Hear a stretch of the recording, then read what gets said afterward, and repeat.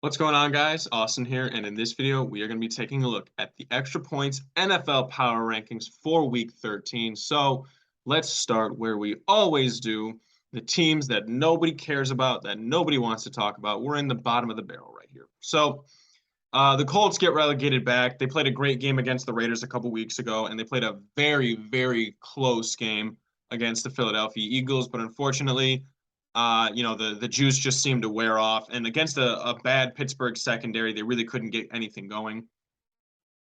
Jags get an improbable win against a team that's great at blowing leads, so they get to move up.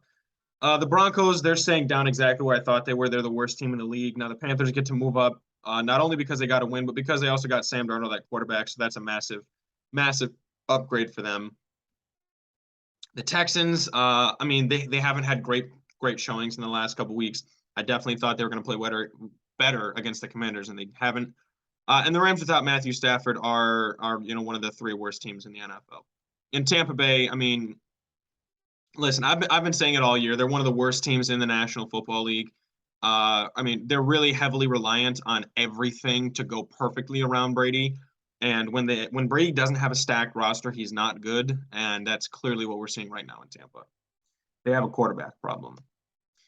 Next, first you're going to notice the Browns move up. Why did the Browns move up 10 spots? Well, they beat a good opponent. I wouldn't say good opponent, but they beat a difficult to beat opponent because it's Tampa and Tampa's not good. But they're also getting their quarterback, starting quarterback one back, Deshaun Watson. And so they get to move up. They're now about an average team in the NFL. We'll see what they can do moving forward. The Bears, without their starting quarterback, they're going to be hard pressed to win any game, so they're popping back down.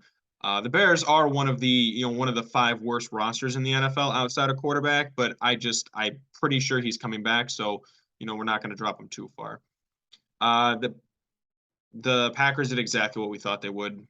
They just lost a close game to a good team. The Raiders, they went on the road and beat a good team, so I have to give them props. I'm moving them up. I could probably have them over the Cardinals, but the Cardinals showed really well against a Chargers team that still seems like one of the best teams in the league. Falcons and the Saints both. The Falcons played the Commanders and the Saints played the 49ers. So, obviously the Saints have the higher degree of difficulty there. But, they both lost close games against decent teams on the road. Not much to say there. And then, the Commanders, they get that win. So, obviously, I'm going to move them up a little bit there. Now we're heading into the slightly above average teams. All of these teams, at least almost all of these teams took an L.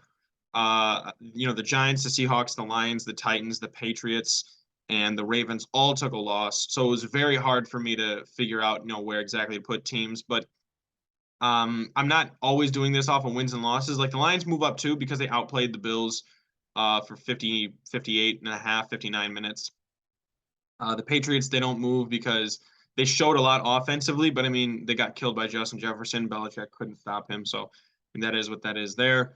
The Jets, they showed why, they really aren't reliant on Zach Wilson. And although it was against one of the worst teams in the NFL without their best, the starting quarterback, they dominated. The game was never in question. The Giants and the Seahawks, they both moved down. They lost. I wouldn't call them critical games, but for the Seahawks, they just lost their divisional lead against the 49ers. And the Giants, the more NFC losses that they take, the less chance they have of making the playoffs. Titans, I liked what I saw against the Cincinnati Bengals. They kept it close in a game where, Cincinnati is a very good team and Tennessee just refuses to get blown out. Plus, I think they're better than, the three teams behind them. The Ravens did what the Ravens do. That is, they put the entire game on Lamar Jackson, and if Lamar Jackson isn't, prime Joe Montana, they can't win. And that's all that is there. So, every single week that Lamar Jackson is the best quarterback in football, the Ravens have a chance to win. And every single week that Lamar is not the best quarterback in football, the Ravens are going to struggle. So that brings us to the cream of the crop where the Ravens have just fallen out of. I've brought the Dolphins in. Listen, the win against the Texans isn't why. It's just, they're showing us that their offense really can't be stopped. on a week in and week out basis. And that's a big deal. They have an offense that's going to go into the playoffs as, arguably the most unstoppable offense in the league. And that's a very important thing right there. The Bills have one of the most balanced teams in the league, but they're starting to suffer injuries. They struggled with Detroit. They should have lost to Detroit. Josh Allen, he's got his elbow issue. We're not exactly sure how bad that's going to end up affecting him. So they bumped down. The Bengals, they're probably going to get both Jamar Chase and Joe Mixon back, for this Week 13 matchup against the Chiefs, which is going to be a huge game because if the Bengals can win that game, then that brings the Chiefs, down to a 3-loss team, and that's exactly where I don't think there's any other team in the AFC that has 3 losses besides maybe the Titans. But the Chiefs have that tiebreaker. But if the Bengals beat the Chiefs and the Chiefs, say, lose another random game down the stretch, they both have 4 losses at that point. And the Bengals would have the tiebreaker. The Bills would have the tiebreaker. Those are critical games. Next, the Minnesota Vikings. I mean, I wouldn't say they dominated, but the game was close. It was back and forth, a Thursday night primetime football game where the Vikings really they were never out of it. They never felt like you were losing the game and all of a sudden they had a miraculous comeback, not the way they did against the Bills. I mean, if you're a Patriot, at that point you got to feel like, we gave it our best shot and it was never close. Like we never had a strong, substantial lead. Going into halftime, it looked like it was going to be close. No. I mean, the Patriots are not the Patriots, but the Vikings just pulled that game out against the Patriots, against a good team. The Dallas Cowboys, they have, arguably the best defense in the National Football League. I mean, you look at San Francisco, you look at the Jets, you look at Dallas, and maybe Philadelphia. That's it right there. They lead the NFL in sacks. They lead the NFL in sack differential, and I think they lead the NFL in no, I think they're second in takeaways behind Baltimore. Their only really real question is, is Dak good enough to take a team to the playoffs? And I mean, the defense is good enough to win a championship. With Ezekiel Elliott, you really wish that he'd be the best running back on the team and Tony Pollard would be still who he is, but, just the number 2.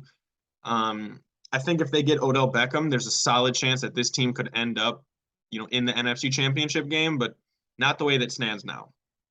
The 49ers, I think their last 4 weeks, they've given up 0 second-half points, which is a big deal. Their offense still seems to not be sputtering, but I'd say inconsistent. They don't exactly know. It doesn't feel like week to week, quarter to quarter, what exactly they want out of their offense. Once they figure it out, they're going to be a very dangerous team to match up with. But until then, I can't move them up because the Eagles and the Chiefs are just too good for them. I mean, the Chiefs have the best receiving tight end in the league. They have the best offensive play caller since Bill Walsh. They have one of the best offensive lines in the league. They have one of the deepest receiving groups in the NFL, between Marquez Valdes-Scantling and Mecole Hardman. Obviously, Juju Smith-Schuster is up there. Then they grabbed Kadarius Toney, and then the rookie Sky Moore out of Western Michigan. It's just an onslaught of talent from every angle.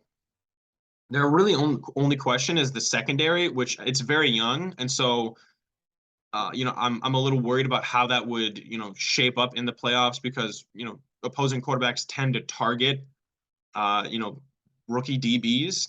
And so, especially in the AFC where you're going to have to face a Lamar Jackson, a Josh Allen, potentially guys like a Joe Burrow and Justin Herbert, that is going to face some serious problems. A secret matchup that I think is going to end up, coming to play in these AFC playoffs is the Dolphins versus the Chiefs. So Tyreek Hill and Jalen Waddle, Tyreek against his former team, Tua lighting up this Kansas City defense. I wouldn't be surprised if we get to see that matchup, which would be fantastic. And then we've got the Philadelphia Eagles, who, I mean, they rushed for like 300 yards. That was like 360 yards or something stupid like that on the Packers. Is just they only had one plan going into the game. It was run the football. And the Packers knew that that's what was going to happen, and they still couldn't stop it. It was just a crazy game from all fronts. I still have a little bit of questions about, how well they can win close games, but that's what they did this week against the Packers, although they did dominate. And that's what they did last week against the Colts. They had a comeback win. Now, There is a little bit of an issue on their interior defensive line with Jordan Davis, not playing there.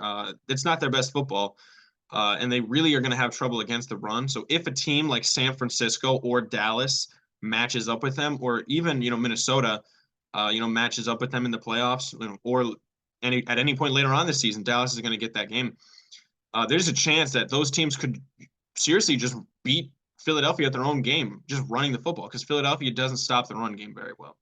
So that is a very, very important thing to note right there. But those are the power rankings, the best through the worst, or the worst through the best, however you want to look at it, teams in the NFL right now today. So let me know what you think in the comments down below. Be sure to like and subscribe and stay up to date on all of our future content.